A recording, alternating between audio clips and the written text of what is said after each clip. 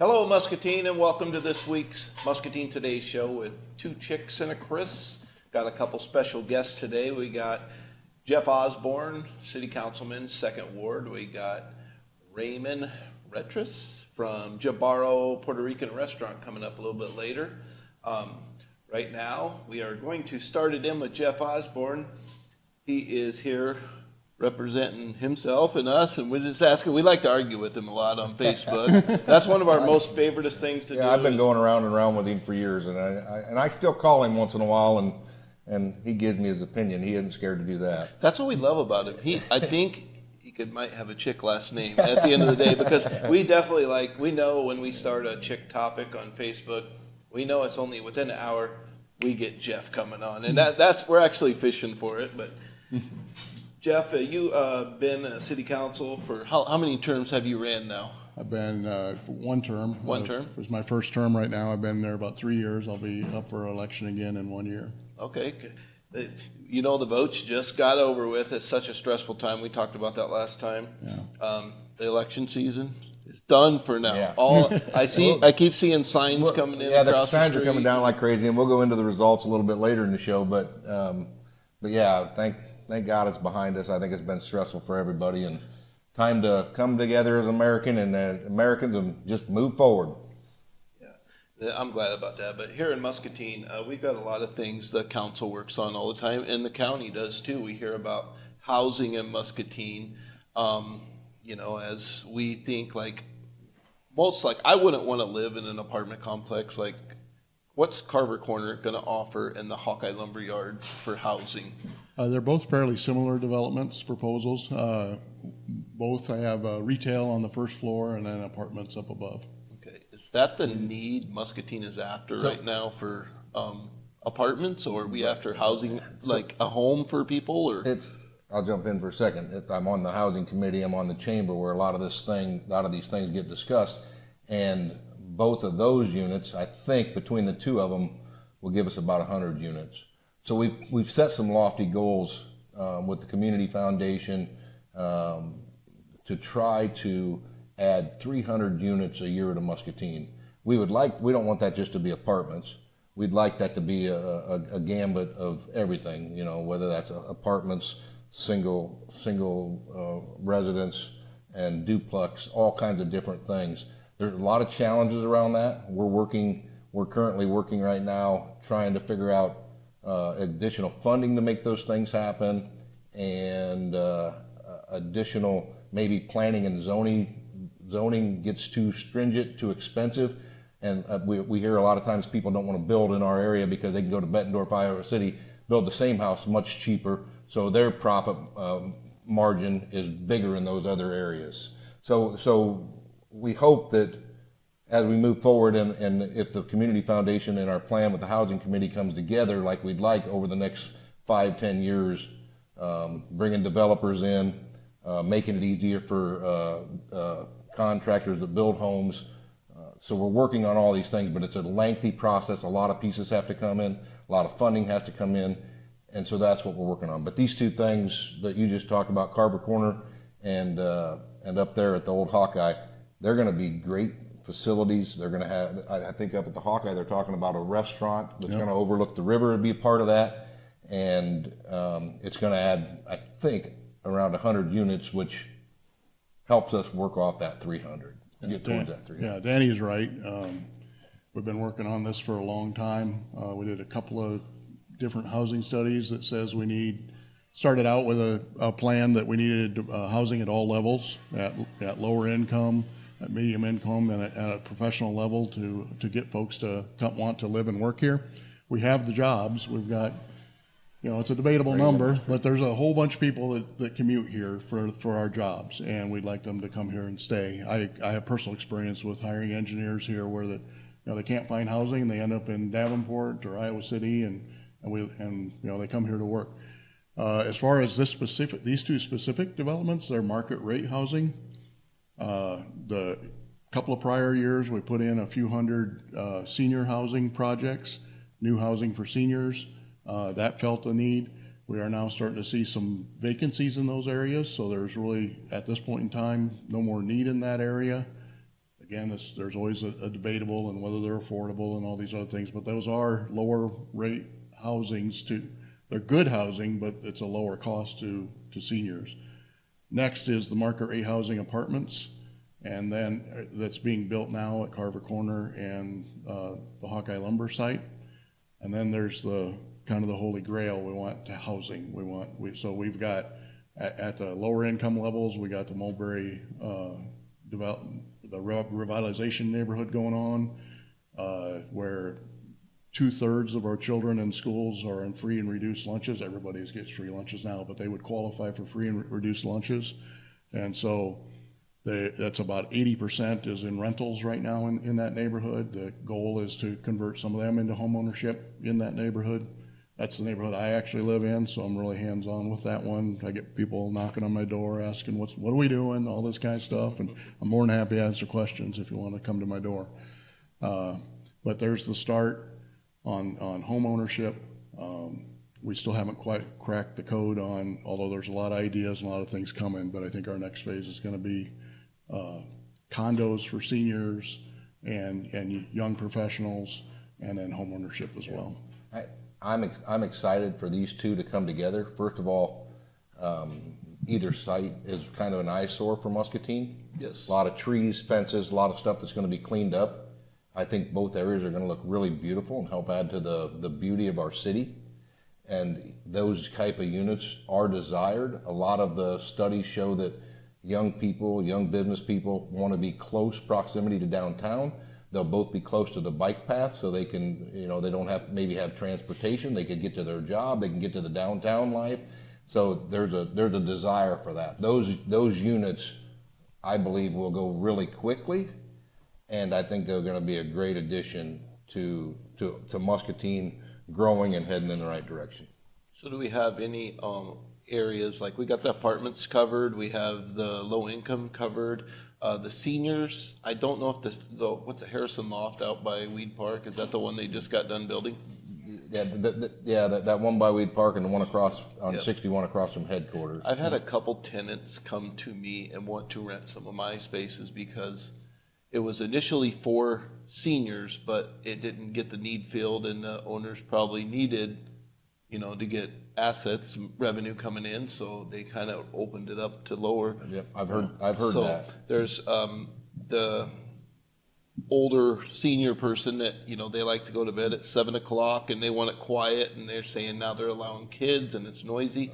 So I've run into a couple of them that they want it's not doing what they said in the beginning. So real quick before we jump in, Jeff, those senior areas were supposed to be for seniors, and you're right, with the feedback I've heard, they wasn't filling up, so they lowered the groups because they needed to bring in revenue for them. So that I don't know if there's a percentage on what they've done there or how that's going, but that we are seeing some of that happen.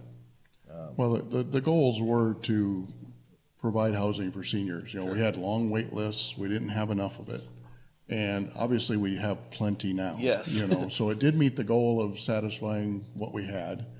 And we built some for the future that comes with some economics of that, it's a private industry. They still need to make money. They need to Yes. at least break even though it's subsidized from, different government groups, nothing locally, but at the state and federal level, it's subsidized. And so it did meet the objectives to reduce those wait lists, provide housing, and build for the future as well.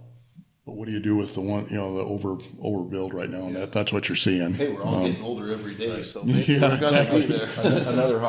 Another hot topic, and it was a big focus at our housing committee meeting I was at yesterday, is of these elder people that we were talking to, that our goal, and I think a lot of communities' goals, is to get those elderly people, their kids are gone, now they got this big house, 2, 3, 4 bedrooms, they're by themselves, and grandma and grandpa really have much more than they can take care of.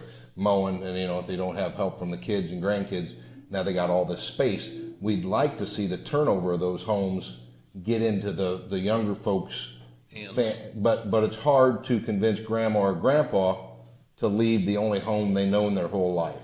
We know our grandma and grandpa wouldn't have left. We talked a little bit yesterday about different ideas, and it's a biggest challenge. Different ideas on how to bridge that and make it happen. I brought up, and I'm not saying this would happen. One thing I mentioned is maybe because there's other incentives or first home buyer grants and stuff like that we can give homeowners. I brought up at the meeting maybe we consider something like that to help push grandma or grandpa across the threshold. And I mentioned a figure of 10 or 20,000. But if you do that, you got to figure out where it's going to come from. Yeah. And secondly, if you do that, is it even enough? Grandma, I got a giant house, 5 bedrooms. It's me and my wife. I'm never leaving. So why not? I'm not leaving, and if you gave me 20,000, I wouldn't, because I'm comfortable. It's mine, and I like being there. And that's the same problem we're having with these other older folks. And I'm not old yet. So if you're getting old. If you add 10 years on, are you leaving? What's that? Add 10 years on, you leaving? No. 20 years? No. 30 years? Well, I'd probably be dead. Okay. So that's obviously nobody wants to leave their house. That's a challenge. It's a challenge. They know they'd like to, and when things get harder for them, when they're raking the leaves or mowing the grass or shoveling the sidewalk, things get harder for them. And in some cases, now if they have the money situation, they can help hire that. But we continue to push for that goal, but it's a challenge. Yeah. Yep. What do you think, Jeff? Do you think he's leaving in 10 years? I think he makes Sheila do too much stuff to make him leave. But. I think as crazy as he is, he might not live long enough to worry about it. I mowed it twice this year, and I didn't go the right angle or something and got in trouble. I don't know. So I said, it's yours. You can do the laundry, mow the grass. I'll do whatever else you want. As adventurous as Danny is, he might not make it that long. No. I agree with that. But I do understand. I'm nearly 60 years old. I used to have 2 acre, that 2 acre big site up on the West Hill area, and it got to be a lot to take care of. And so I'm in a smaller place now. I got no grass to worry about. And, and that's why condos are very important. We've got a lot of requests for condos, small, and then young professionals kind of want the same thing. They're starting out their careers, their families. They don't want a lot of maintenance either. So it's a real win-win. And Danny brought up a good point. If you can get folks to move out of some of these older houses into something's low maintenance and works for them, then that frees up. Because there was a lot of what I would call poaching going on about 10 years ago, where folks like me would move into town, and I'm looking for a particular house. I can't find it. So I buy one that needs a lot of work, and now it's not as affordable for a lot of people at this point in time as for what I sold it for. So Muscatine's sitting around 23,000 people. Is that our current population? Yep. Do you know, as a city council, county supervisor, what are we looking for a number? Because you have a bunch of housing. Our restaurants, is that going to help them? I'm 50, and I have young teenagers, so we're looking for entertainment. So it all has to come hand in hand for, we're getting the sports dome, which is great in our world, but what is there to do? Everybody says we have parks, we have that, but my kids aren't going to the park. They're looking for malls and stuff like that, shopping, and that's just the reality of it. So what's the number are we looking for where we can't handle it anymore, where we have to start growing in the commercial, the more landmark staple businesses in Muscatine, maybe a bigger water park, amusement park, something, it can't be all jobs and housing. It has to be where the amphitheater, where we bring big concerts into town, where there's something more to look forward to than just, there's a house, there's a job, you eat there, go home. We have to make it where Muscatine is awesome again. According to the housing studies, it addresses that in there. The current focus is to meet our current needs. We got houses we're tearing down because they haven't, they're very old and they're not being well cared for various reasons. People move out, and we've got new people wanting to move in. I think Danny's number was 300 housing units, apartments, condos, or otherwise, a year. That's a pretty good number. It's a lofty goal. It's a lofty goal. One of the numbers that gets thrown around in the South End is it could take up to 7,000 new people to move into the South End to be able to get a grocery store. Up on the northeast corner, we have response times in our fire department that are not meeting the goals. I mean, there's still a very good service, but we've got a lofty goal of response time at a certain level. And up in that northeast corner, it would be really nice to build a fire department up there. And but we don't have the population to support it right now. So I don't know if you got more. Yeah, well, so there's a lot of challenges because you need houses, people won't come. You need a restaurant, you need entertainment, people won't come. But what comes first, the horse or the cart? And those are the things we're weighing out. But as we get a thing like the dome and other things like that, it's a long, lengthy process. Maybe in the past we wasn't working on it as aggressively as the community, whether it's the supervisors, the council, the community foundation, or the Chamber of Commerce. There may not have been that strong working ethic towards it, and I think we have the pieces in place now to make that happen. But it's a long process. It may take, you continue to grow, it might take 10, 15 years. But I see all the time on Facebook where people say, and it's one of my pet peeves, which I got a lot, but it's one of my pet peeves when people say Muscatine don't have anything to do. You really, the events that the chamber and the city have put on now, whether it's the food truck wars or the almost Friday events, there's 2 or 3 other events they have now. We have got. If you look at bowling alleys, it's one of the better bowling alleys in the state. You look at our movie theater, it's one of the better ones in the state. A lot of the activities there. We've got Wildcat Den, we got Deep Lakes Park, we've got Salisbury Recreation Area, we've got the Discovery Center. We've got some of the best trails in the city. I've been in Omaha when I used to work on the road and when I used to jog and I wasn't so fat. And you'd be on gravel. And that's a much larger metropolis area that you would expect would be better than us. Muscatine has many things that people really just don't. They don't see it. It's there. That doesn't mean we can't. I don't know what we need. If it's a museum, the dome, things like that, a Texas Roadhouse, a Target. But I think the chamber and other groups are talking about these things, and I think it's just going to take time for the pieces to come together. Sure, and we're in a unique location where the Quad Cities is relatively, you can be there in 35, 40 minutes. Iowa City's the other side, so that detours a lot of the Texas Roadhouse. And that also creates some challenges for us. Communities like us are in great proximity to 40 minutes from Iowa City, 30 minutes to Davenport, or the Quad Cities that have many of those things. So that's an additional challenge for us to bring it. Now, we're on the river. We're unique. Davenport's on the river. Iowa City isn't. What we've done with the riverfront and some of our other beautification projects, if we do it right, and there's a plan to redo the whole riverfront. It's going to cost a lot of money. It was a plan the city council looked at. Have you seen it? Yeah. Probably have. Yep. And there's all kinds of things to grow the stuff on the river. That's the best asset we have. We have to take advantage of it. And I think that over the next few years or next 5 or 10 years, they will. And we really, as a community as a whole, I believe, are going in the right direction. It's Absolutely. just a slow process. Yeah. Things take time. They take money. They take people to spur people's entrance or their developers to come here. So in this housing group, like I said, we've got to make things more appealing for them developers and builders to come here. Yeah, I want to echo that too. I've lived in a lot of communities up and down this river, from Minneapolis down to Memphis. Every state, both sides, I've either had some kind of vacation type place I like to go on one side. I live on the other side, whatever that looks like, at my whole life. And I would say Muscatine is in the top 2 or 3 for its access to the river. You know, we didn't build a big flood wall across and block our view like Cape Girardeau, Missouri.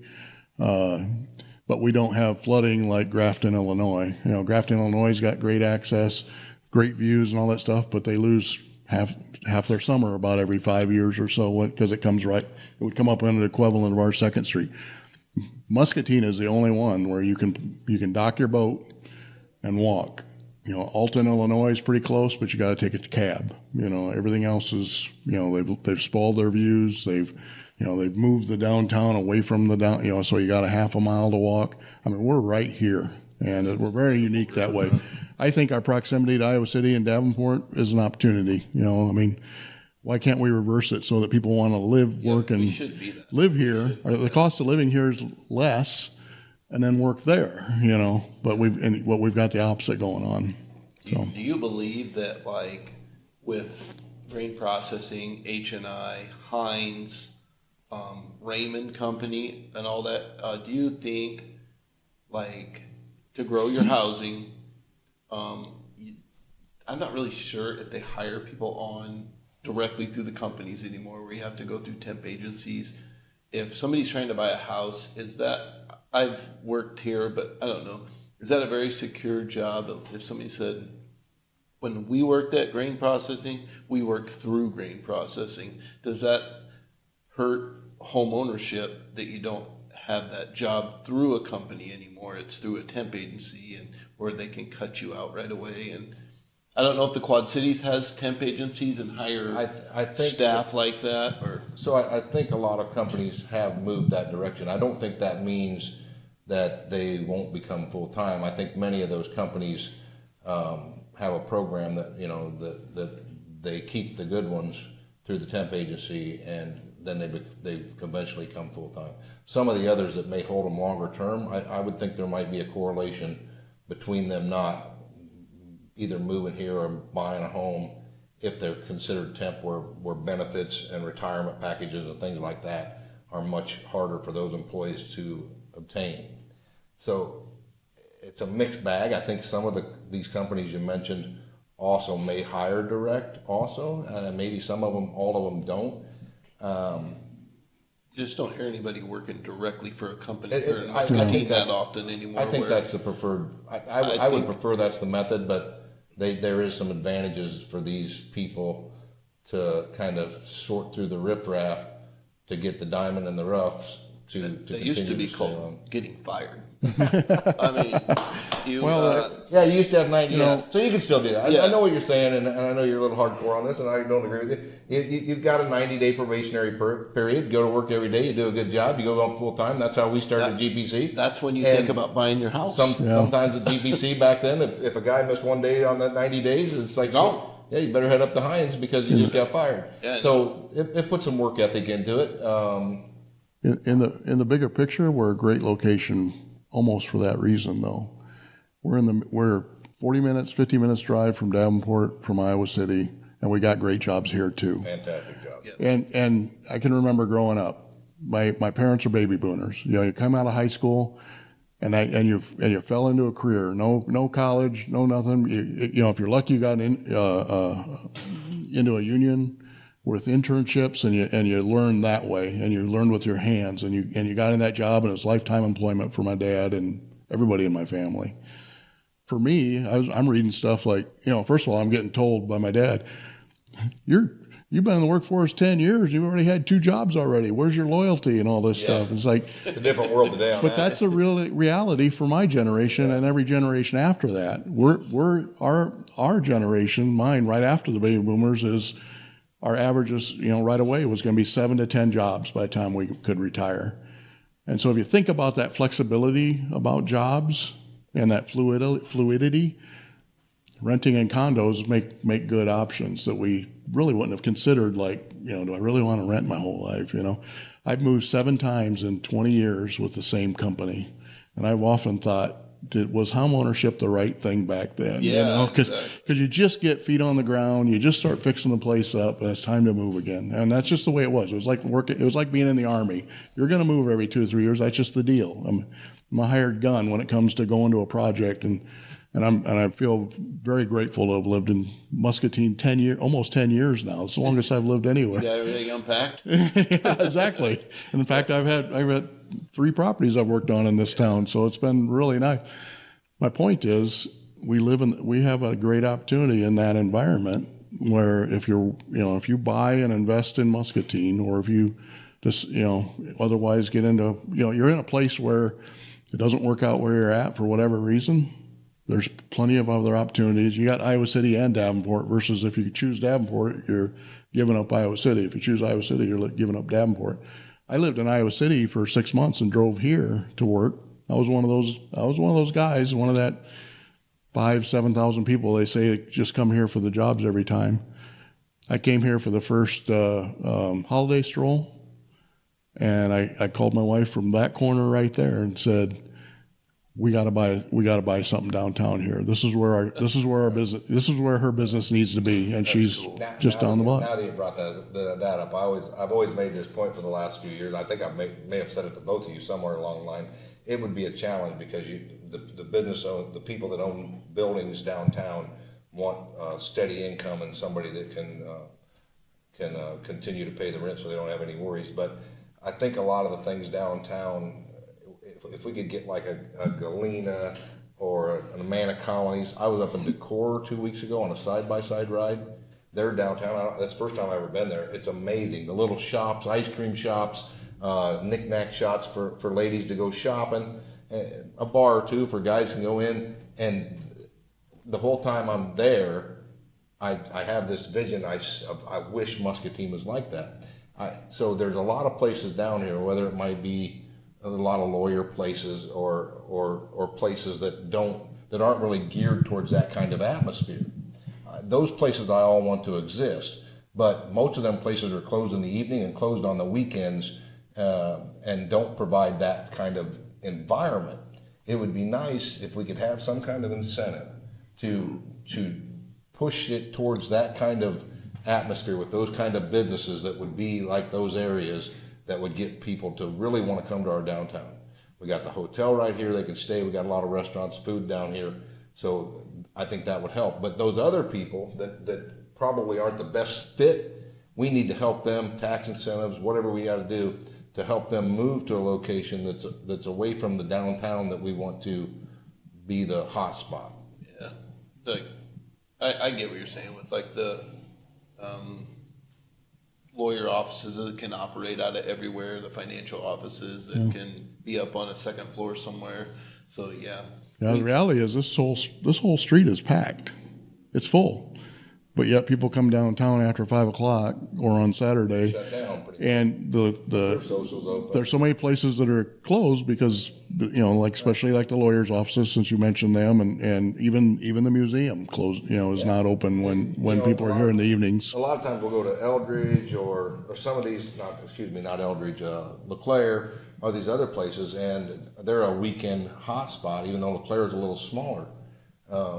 And if we could create that kind of atmosphere down here, I think it's the selling point for all these other pieces to come together. Mm-hmm. And that's another long process, but it'd be nice to see this downtown area like that kind of hotbed, like some of those. Absolutely. Some of those other places. I've talked to the mayor before that this right out here, could you imagine greening this whole area up where this is not even an option to drive through, where people are picnic tables and, just kind of like the Ed Mall with stuff going on out here. That might not be a bad idea. It's only one block. Just block it off till the parking lot in here, curb it in. But yeah, I think it would be just we have both sides of the street. We're not doing it for that reason. Maybe we are, but no. But it's just a destination spot where you have a little band playing on the weekend with, different ideas going on. Those days are great ideas. It takes people to think outside the box and start the conversation, get the wheels turning into people that can maybe make a difference, and those things come together. Well, and that's the difference. How do we compete with the big box stores? How does downtown compete with Amazon? We don't. You can't. We produce memories here. We produce social activities. We produce the music, all that kind of stuff. Some of the owners are going to get mad at me, but I'm been one of them. And I always looked at our business model as, sell the downtown as a destination, a place to have fun, have great memories, meet people, and we're all just selling souvenirs to help remember that. And whether it's a bottle of wine or a big piece of furniture, that's the way I stock my house. Is I've got whatever I have in my house has a memory associated with it because I bought it somewhere. Not just online and, arm's length at Walmart and stuff like that. Well, it's easy. Everybody likes convenience and getting on their phone now and, grabbing something from Amazon. Sometimes it's there that evening or overnight. But Yeah. Yeah. And with the riverfront here, to your point, you can't build that. No. You just can't. And that's what makes us unique. So back to getting more people to enjoy this riverfront with your housing and all that. Like a lot of I rent to the executives that come to town in new positions and all that, and they get, like, when we worked at grain processing, all the executives had to live here. They still do. So Gage Kent's doing a fantastic job with that. That helps Muscatine. The other corporations with the executive choose to live in Iowa City or choose to drive. Like, what is your thoughts of encouraging the execs at Hahn as city council and county you work here, you bring all the money for your livelihood, you live here. I know you can't do that, but encourage them to make it where there's groups that you can. There's groups that can make that suggestion to them, but I mean, we got to let them run their business the best way they see fit. But I mean, it can always be made as a suggestion. Maybe they think about it. Maybe they haven't. What we can do is make Muscatine the preferred choice. Yeah. That's what we can do. That's what you in your position can do. That's what I can do in my position. It's what you can do in your position. That's what we all can do, right? Yeah. I mean, getting the right shops down here, making this a place to live. Learn from Iowa City. Talk to them. Why do you choose it? Well, the schools or the safety or, it's not rocket science. But if we make Muscatine the preferred choice, we've already got the lower cost of living. We've already got the jobs. Nobody wants to drive that far to go to work. So we've got the advantages. I've tried. I've talked to a couple executives and just very briefly on, trying to sell Muscatine to them. And it always comes down to our school numbers not quite where it needs to go for the education. They like the Catholic school. Mm-hmm. And we rent to a daycare. I think you do too. Quality daycare is super important to the successful parents. But it seems like if they're young, not in school, they want a great daycare that is, educational and all that. And then if they're in the school with their kids, they want Pleasant Valley atmosphere. They want Coralville. And I don't know, are we working on stuff to get the schooling numbers up and all that? The numbers have been creeping up. Okay, but I think great. I think where Muscatine has a strength is the trades. Speaking from personal experience, housing was the hard part moving here. I've told you I moved 7 times in 20 years. You get less than a week to pick a house, you move, and it was not hard. It took me 6 months to find a place here, that was, it was just a whole new mindset because there's a lot of rules I had that I learned over the time. Basically I was flipping houses. I'd buy the ugliest house on the street. I'd live in it 2 or 3 years, fix it up, sell it. Nothing more than 50 years old was one of my rules of thumb. You ain't gonna buy a house in Muscatine that's a fixer upper that isn't 100 years old, literally 100 years old. and that's the problem. But the schools, I struggled with that because greatschools.com was my go-to because I could pick the best elementary school, whether my daughter was in elementary school or not, didn't matter. The best elementary school was going to be the best investment. And Muscatine's not that. But what I did learn through talking to the school and everything is, my daughter could come out with a welder certificate at the end of high school. There's a good connection with Muscatine Community College. There's a good connection with the employers here in town where you almost got that old model where you can come out of high school with a career here. And so for my daughter in particular, and I know this doesn't apply to everybody, but a big university is not where she wanted to go. She wanted to stay small, and this was a good fit for me and my family. And I moved here from Iowa City, one of them places where others choose to live. I worked really hard to move here. We bought the business downtown within 3 weeks of making a decision. And it took me 6 more months to find a house. One of the items on our housing study in regards to school for people, young people, the children wanting to move to a new area, schools is, I don't remember if it was number 1, but it's up there on one of the top things they look at. Yeah.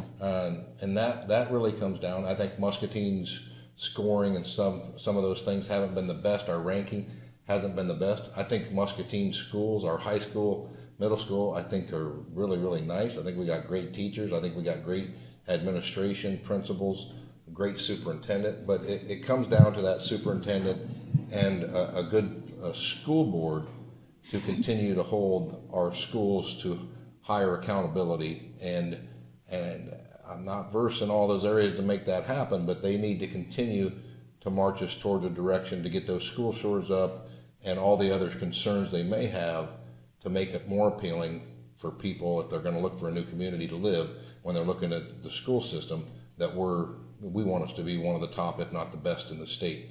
That should be our goal, to continue to move towards that. And the schools are getting better. They started out. They're not bad. But our when rankings and stuff don't look the best. I first started looking at Muscatine, we were in the bottom 40th percentile, meaning we're about average, in Iowa. A couple of years later, we were in the bottom 10%, and we hung there for a long time under Reby as superintendent.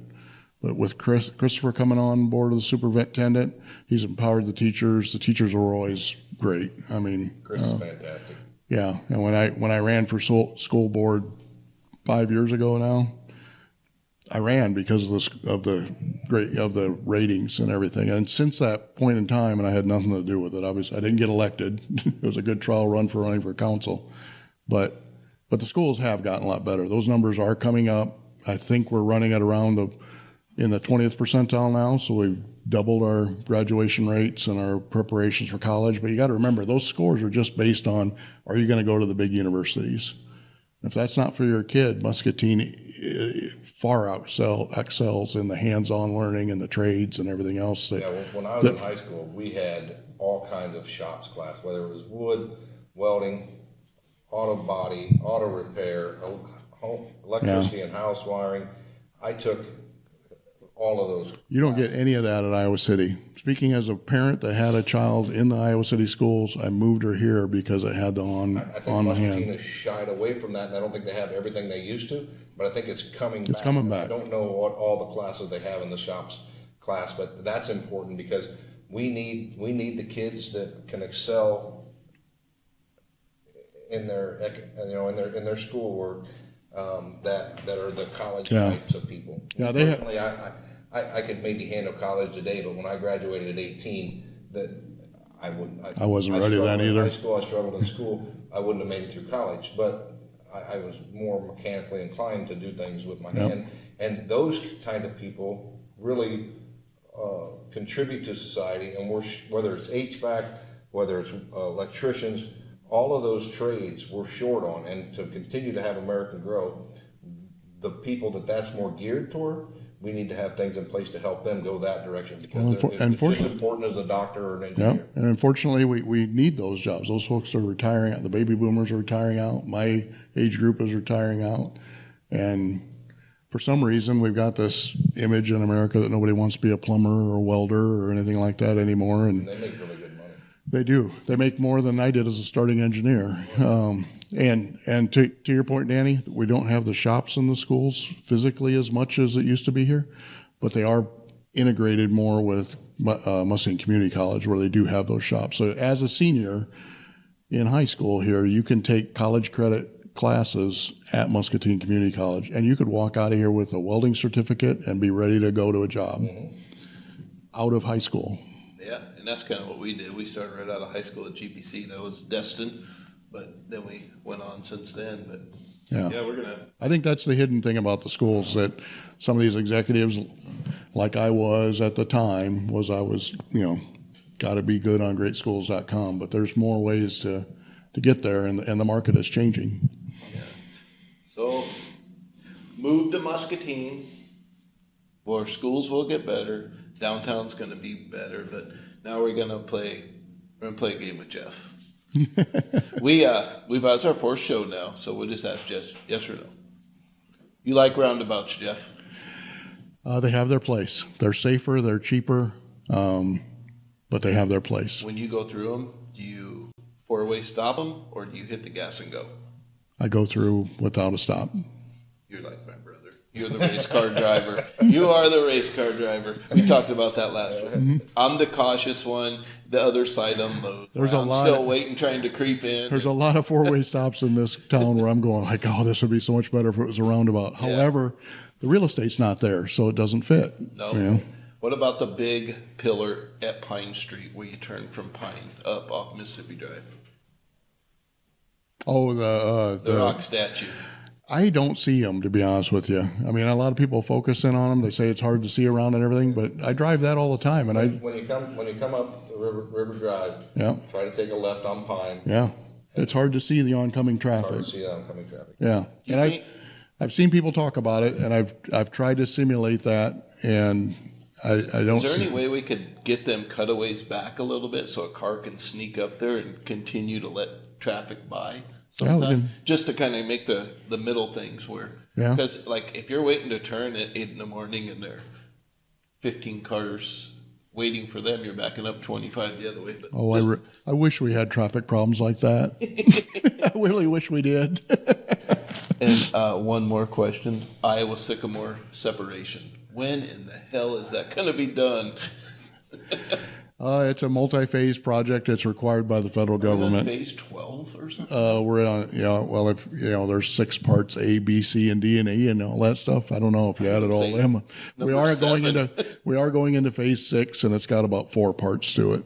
6 and, has 4 parts. Is there a 7 with 4 parts? I haven't seen anything about 7 or 8 yet, but I hear things. When is it completely separated? Isn't there a fine we get if it's not done by a certain time? Yeah, we've got a lot. We're far ahead of schedule. We won't hit that Oh, timeline. that's what everyone's here. They're ahead of schedule. But Well, and to that point, one of the things I ran on 3 years ago is, you know how Second Street was when it was done. We closed down Second Street, we closed down Mississippi Drive. We had both of those things going. And the city kept saying we're on schedule. What they kept doing is moving the milestones out. And in the meantime, all these we lost 11 business owners in that time period. yes. And we were really becoming one of those furniture repurposing places. I think we were going to get known for that. There was eight of those in this area. And now we've got about 2 survivors left. And we were at a huge tipping point. And then we got on the back of that, we had COVID. And but anyway, my point is I think projects are going better. We really, really are getting them done on time now. We're having meetings with the public, and they know how long is my driveway going to be blocked and all that kind of stuff. It's not perfect, but I think it's gotten a lot better. We do have a scorecard where the poor delivering contractors get a score, and they're in the timeout box for 5 years before they can. And that carries a lot of teeth. That's good. That's good. So there's a ripper. They got to meet their deadline and all that. And fortunately, we've been working a lot more with local suppliers for that, because they'll have some project going on in Davenport. Davenport's a bigger city. They'll tend to pull their guys and make sure that happens on time, and little Muscatine gets kind of put to the side. When we got people that live here, they want to make it work. Perfect. Well, thank you, Jeff, so much for Let's- coming down. One quick few Wait. minutes on these parking meters we was going to talk Well, I was going to leave him alone on it, They're but gonna leave alone on that? So parking meters or no parking meters? So you talked to us a little bit before the show started about a little bit of your groundwork. We need to get going. So give us a few minutes of, you've seen our last show, I'm sure. Yep. And our opinions and some ideas on that. Give us what you're thinking. We know back in June you presented something to the council. Doesn't seem like anything's moved forward since that time, and I know government is very slow in everything they do, but Except for Well, Paying council is fines. open to some of the ideas. The intent was of that presentation to get the conversation going. And you're right, the conversation's been a little slow, but it was intended to get the conversation going. We have made a little bit of moves on it around the pay by card meters. We were behind. We had one of the two primary goals of the parking system is, number one, this is not Walmart. We're not all retail going into Walmart. We have people that live here. We have people that want to spend 2 or 3 hours in a salon, a restaurant, and maybe 10, 20 minutes in a retail shop. This is a destination, right? It's like I said earlier, this is a memory. We're coming here to socialize and spend time together. That's what we have over Amazon and the big box stores like Walmart and such. So the parking needs are very complex.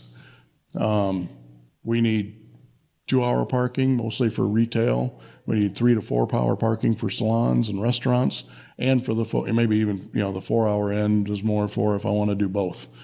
And what we have currently is 2-hour parking meters. We have 1,400 spots downtown. If you don't believe me that we don't have enough parking, come here for 4th of July. Everybody finds a place to park.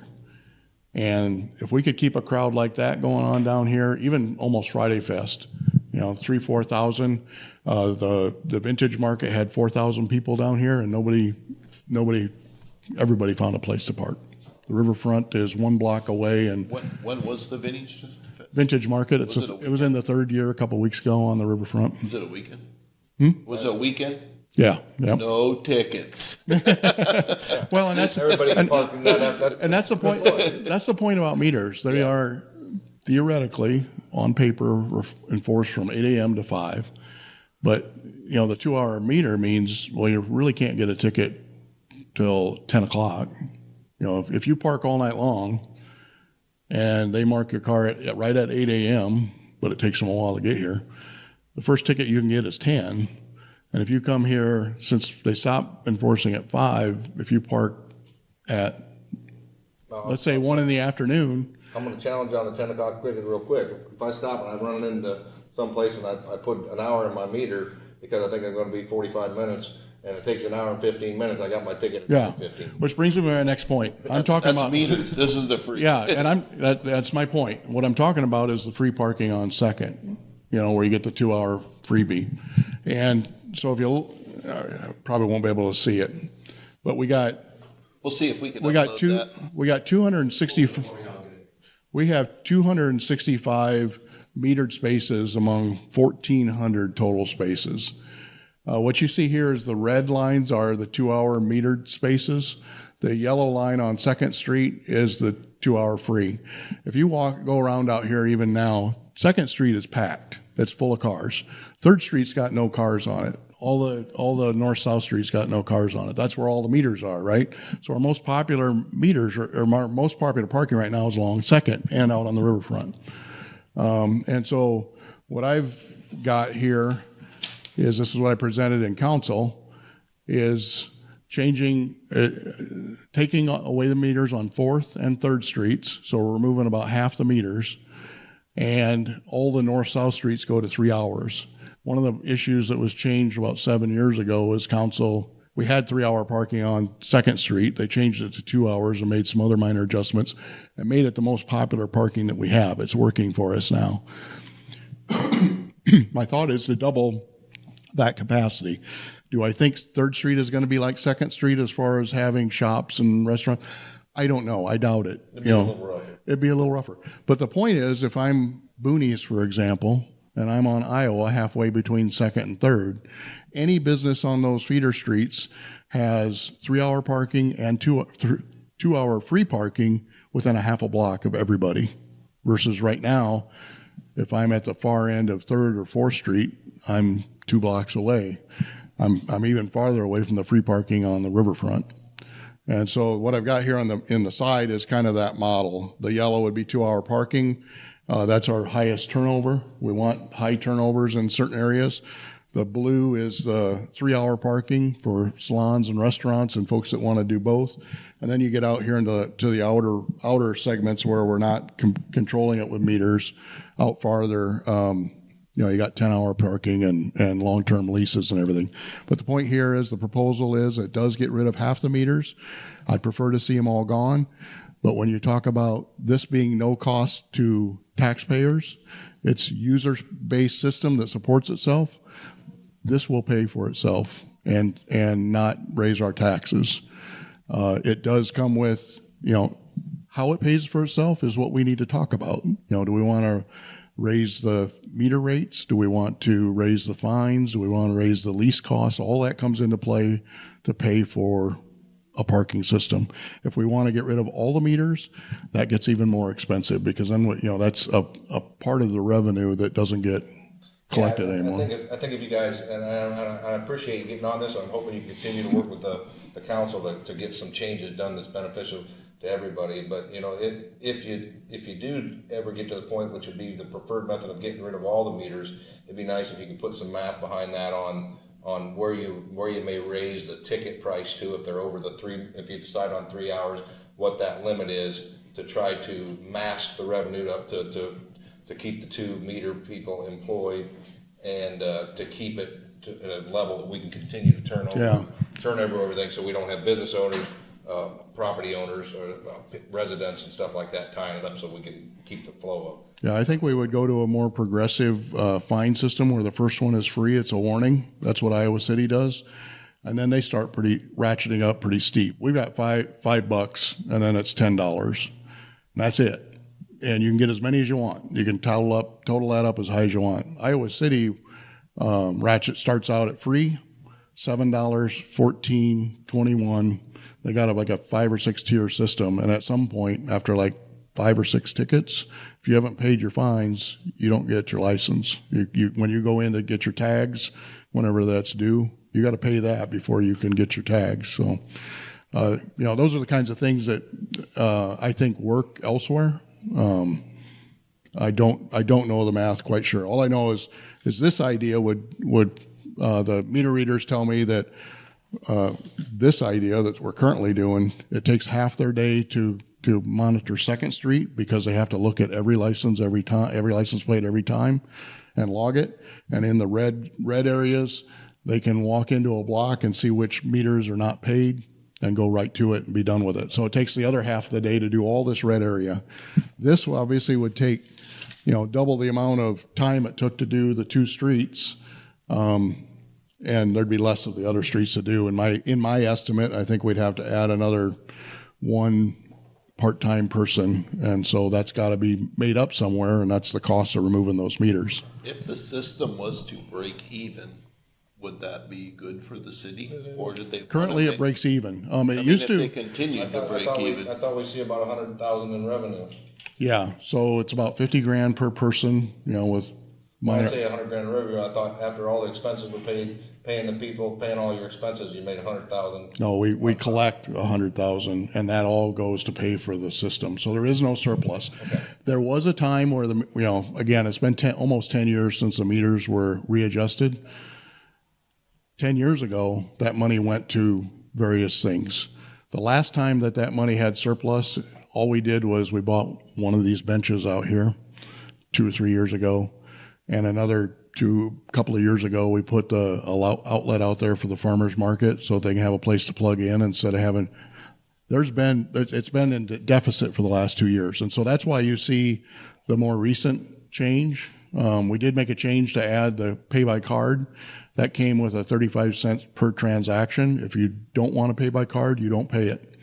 But all the meters went up a little bit to catch up so that we're actually breaking even again versus losing money on the parking system. We don't want our taxes to supplement supporting businesses. And some of us want to support businesses. Some of us don't like our taxes going to support businesses, right? And so that's an argument, and we want the parking system to be not part of that conversation. Okay. We appreciate, we do got to get moving. Yep. We do appreciate you coming in. Thank you, Jeff. And I hope you get something done there. One thing I'd like maybe to consider changing until you do is that the parking attendants really have bionic eyes. Maybe they can wear a patch over one eye. That would be give us a fair little bit of a handicap. Thank you, Brian. Yep, we'll be right Thank back. You, we're going to have Tyson with the weekly weather report. Here's your weather from our friend Tyson at MIWS. Don't forget to follow him on Facebook at Muscatine, Iowa Weather Storm Team. Good morning. Our forecast for Friday predicts sunny skies with a high near 60, with another chilly morning with a low near 39 on Saturday.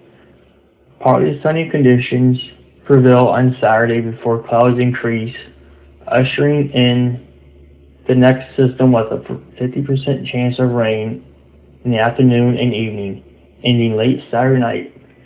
Sunday promises partly sunny skies with a high near 57, while next week's temperatures are expected to be above average with a few mornings in the 30s, potentially rain midweek. This is Tyson Cluster from the Muscatine, Iowa Weather Storm Team. Up next on Discover Muscatine. Hello, thank you, Tyson, for the weekly weather report. We are back at you here in the studio. Couple things coming up. Christmas is getting right around the corner. Prepare yourself. Jingle Mingle Holiday Stroll, downtown Muscatine. Friday, December 6th, 5:30 to 8 p.m. Who's put their Christmas trees up already? Have you? But they did in my office. I've been chewing their butt about it. I think it's a little. You got early, your Christmas tree up, right? The office, the girls put the Christmas tree up. I said, "Wait, let's slow down. We ain't even to Thanksgiving." Do you yet." think the girls would get involved with setting a display up at Jingle Mingle? Oh yes, they would.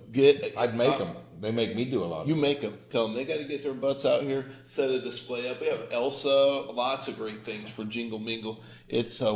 Chris tells me it's a winter wonderland. So challenge your girls, and we're going to challenge Jibaro too to this, setting up for the Jingle Mingle. How do they? By the way, we are here with Ramon. How'd I do? You do very good. Can you try it for us? Tell us the real way it goes. Ramon Rentas. Yeah, there's no way I'm gonna get that right. We're good. We ain't that good. I'm not even close to that good. Anyway, October 17th, we downtown, 201 West 2nd Street, Jibaro Puerto Rican restaurant opened up right across the street. I was there for the ribbon cutting. There was probably 50 people, 60 people outside. Everybody's super excited for this. It's a culture meal when you come to Muscatine now. Jibaro Puerto Rican restaurant. Ramon Rentes, tell us how you came to Muscatine, all the way from where you come from Puerto Rico. I moved to Muscatine, Iowa in 2006. I moved with my wife and 3 kids. $900 in my pocket. Lived with my mother-in-law for 2 months, and we moved out and start working. I used to get pretty much 2 or 3 jobs at the same time just to start building my family and give and provide what they need, because as a beginners, just moving out, no English, no nothing. You learned all this English this quick. Yes, That's incredible.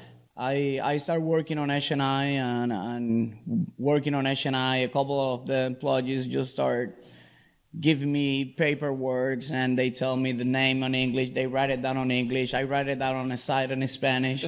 And at the end, I have a notebook that I have to just go through my personal dictionary. That way I can start learning. And by the time I grow up, I learn, and I pass that challenge, and I become office administration for H&I.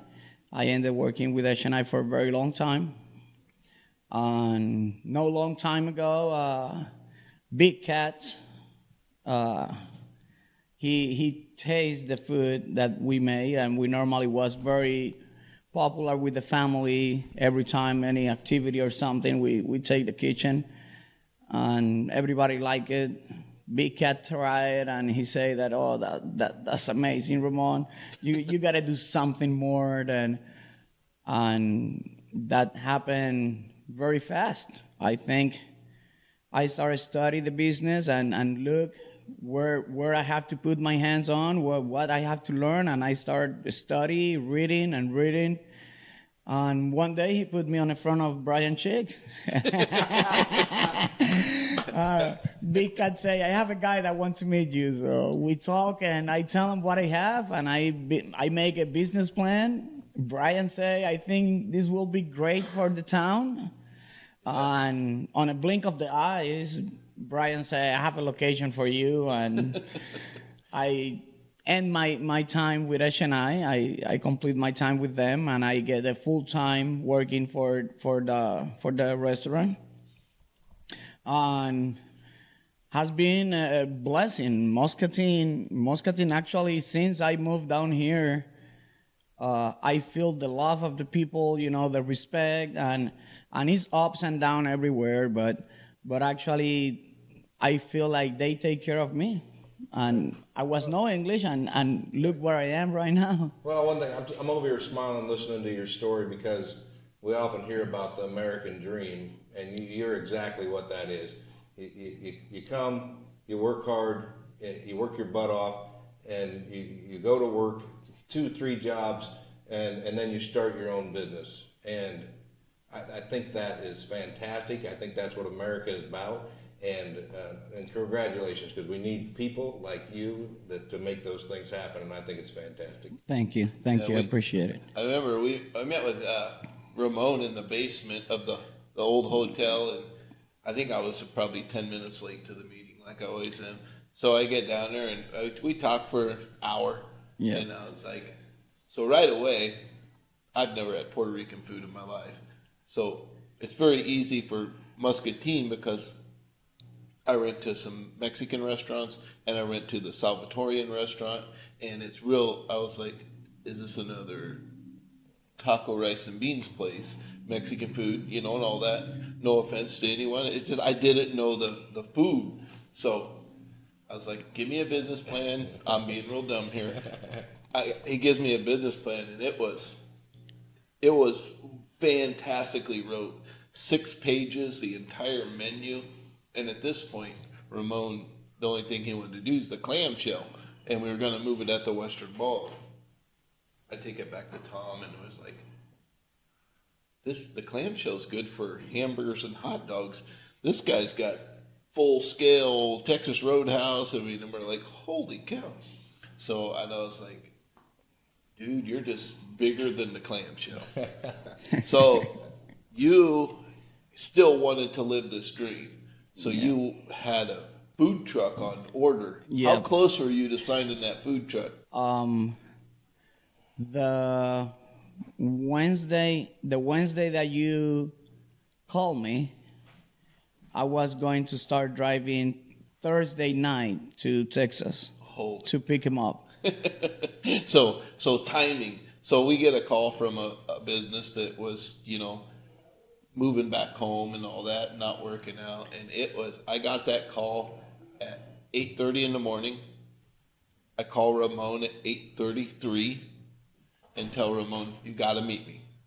So that is how close Muscatine was not going to have a Puerto Rican restaurant in it. Yeah. And prior to all that, somebody put a thing on about what does Muscatine need for food and all that. How many times did you see the Puerto Rican restaurant on that poll within a week before that? Probably 15 times or more. Yeah. So Muscatine has always wanted one and all that. So don't get Jibaro's confused with Spanish food. It is a whole nother avenue of food. Yeah. And it is. Well, my first, I haven't ate over here yet. I'm a picky eater, as you know, so I'm always reluctant to try new things. I'm kind of set in my ways when it comes to food, but I have came a long ways over the years. But years ago, I used to work at Syngenta out off of Highway 22 there, going towards Riverside. And in the fall, during harvest, I'd run a department, and we'd have a lot of immigrants and people from different areas come in and work for me. And all the gals, there was a lot of gals from Puerto Rico, and they would make this food. So I got exposed to it, and it's probably been 10 years ago now, so I don't remember a lot of it, but I got exposed to a lot of that culture and a lot of that food, because every day they're making it for me and making me try it. And so I did try a lot of it, and I'm looking forward to coming over there one of these days and trying to see what you got. I do have a gal that works with me. Her name's Brianna Martinez, and her husband Robert. He lived in Puerto Rico for about 10 years, and they love Puerto Rican food. They actually travel to Chicago, other places, and they've been to you. I think she's talked to me about talking to you. She's been to your restaurant twice already, and they absolutely love it. They're excited about it being in town. So I think you're going in the right direction. I think you're going to turn people on to this. Yeah, and hey, Ramon just got approved for his liquor license. Yes. Oh, So now, food and drink beer. Step Yes. 2, and it's just not beer. For all those Puerto Ricans, we're going to have medallas and pasoa. You know what I'm talking about. Yeah. So when does that kick in? Is it effectively, or is it you have to wait a certain date? The effective day is today, November 7th. So Jibaro is going to be great again. Yeah, so you can go. So back when you opened, it was the ribbon cutting place completely filled up. Ramon had tons of people. Yes. And just like when you typically open, tons and tons and tons of people. Yes. He had to change his business model on how to prepare, get it out quicker, and all that. But now that Ramon has beer, wear him out again. Come down. I want to see bags under his eyes again. Yeah, it's been a challenge for all the beginning. We was not on a restaurant business, so we are just learning on the run.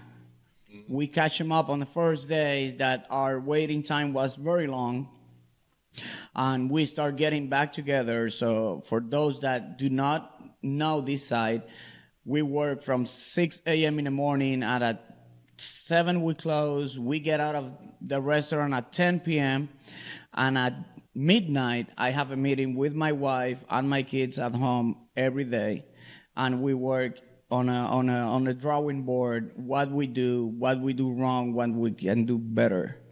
Fantastic. And Great business model. Yep, and Maybe a little late at night for the kids, but we keep them going. they, I like kids working. I will not be here for a very long time, for all my life, so they have to start understanding where this That's came right. from. That's right. You just made it tear in my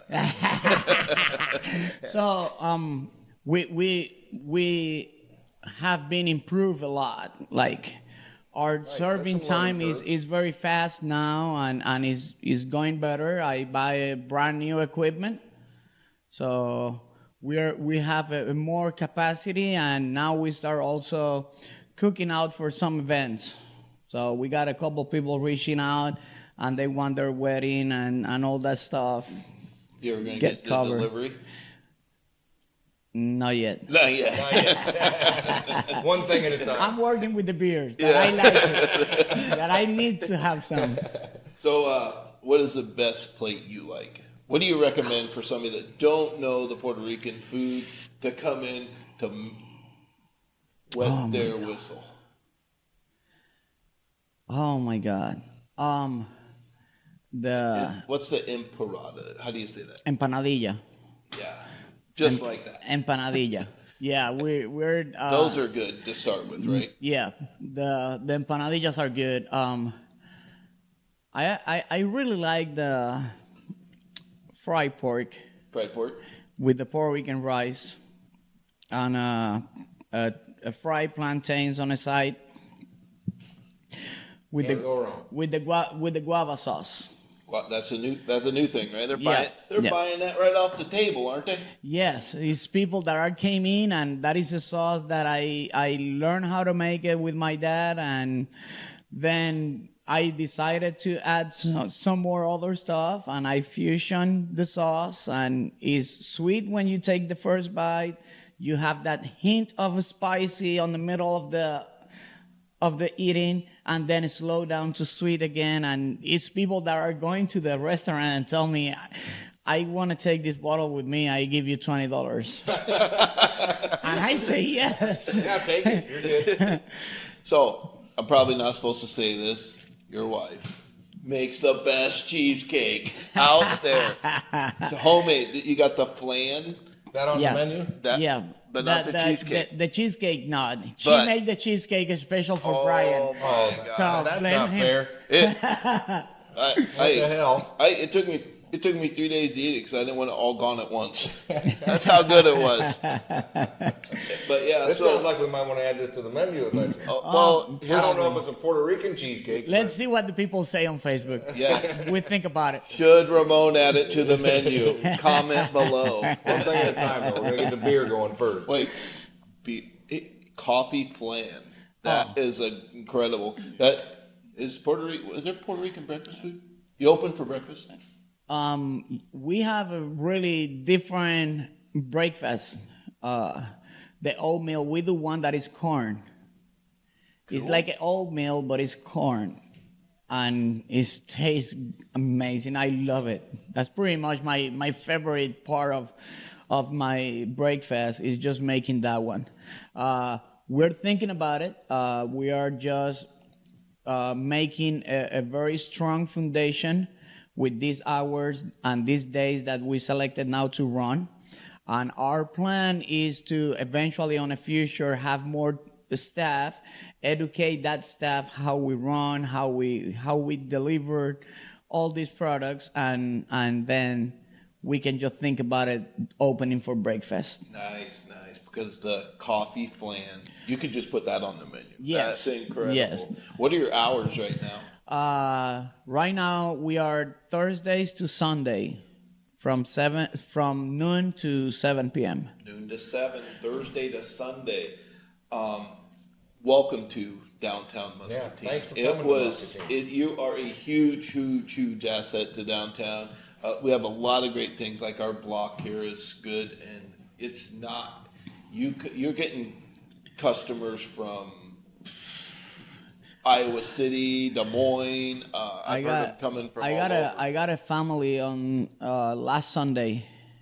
I got a family of 12. They drive 3 hours. And they spend the whole day in Muscatine. They stay on a hotel in Muscatine because they don't want to drive back. They say, I'm so full that I'm going to take a hotel around here. And but yes, it's a lot of people visiting our town from a couple hours away. So That's a good deal. Jibaro restaurant, Puerto Rican restaurant, 201 West 2nd. Ask for the cheesecake. Ask for the cheesecake. Say Brian sent you. But anyway, thank you so much for coming here today and talking with us about it, just to clarify a lot of stuff. We will see you next week. We are Muscatine.